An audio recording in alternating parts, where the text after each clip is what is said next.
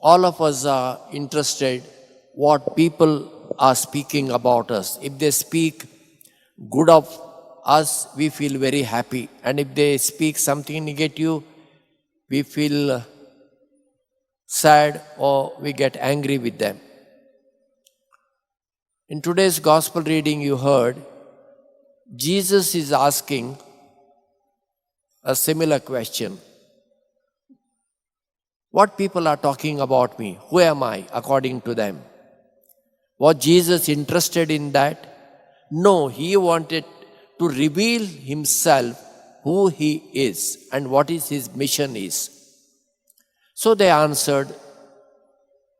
Some say, you are John the Baptist. Others say, Elijah, and maybe one of the prophets.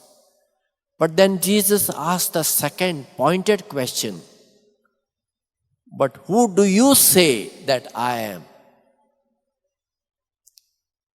And only Peter takes the initiative because he had the leadership quality.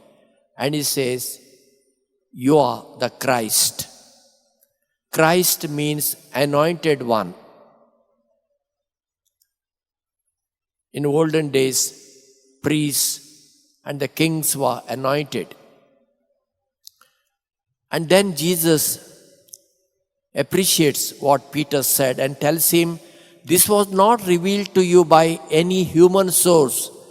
This my heavenly Father has revealed you. And then he tells Peter, you are rock.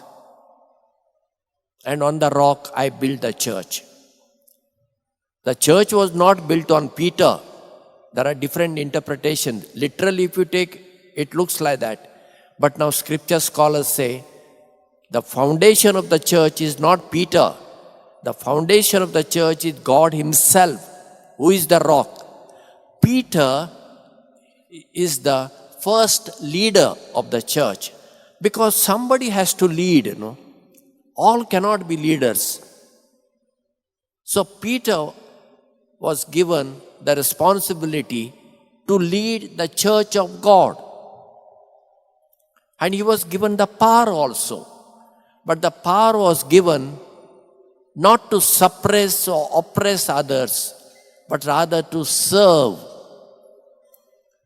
And then Jesus tells his disciples that he will suffer in the hands of scribes and Pharisees, and they will kill him, but on the third day he will rise again. They did not understand. And Peter takes objection. He gets angry with Jesus. No, that is not possible with you. And Jesus tells Peter, get away from me, you Satan. Jesus calls Peter Satan because Peter was thinking in human terms. Jesus didn't come to establish an earthly kingdom. He came to establish God's kingdom. And in God's kingdom, in God's plan, he has to suffer, he has to die, but he will be raised on the third day by his Father.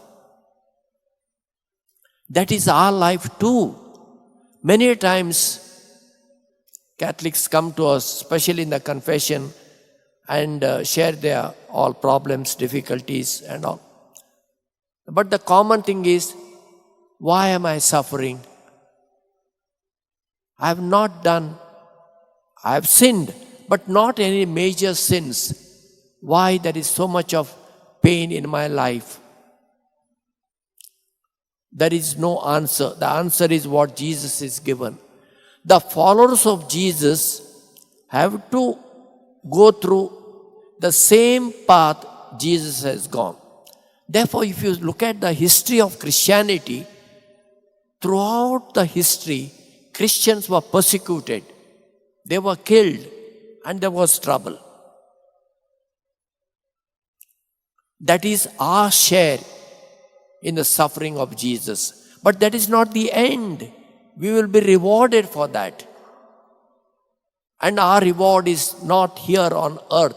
Yes, here we do get, but our final reward Jesus himself will give us in next life.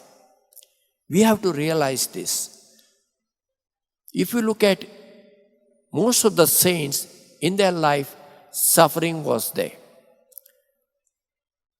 Most of you heard about Padre Pio. He's a saint now. A very saintly Capuchin priest.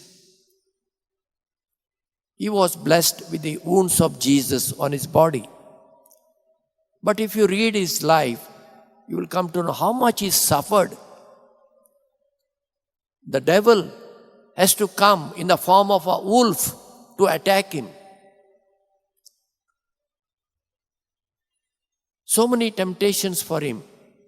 So many misunderstandings from his own colleagues in the monastery.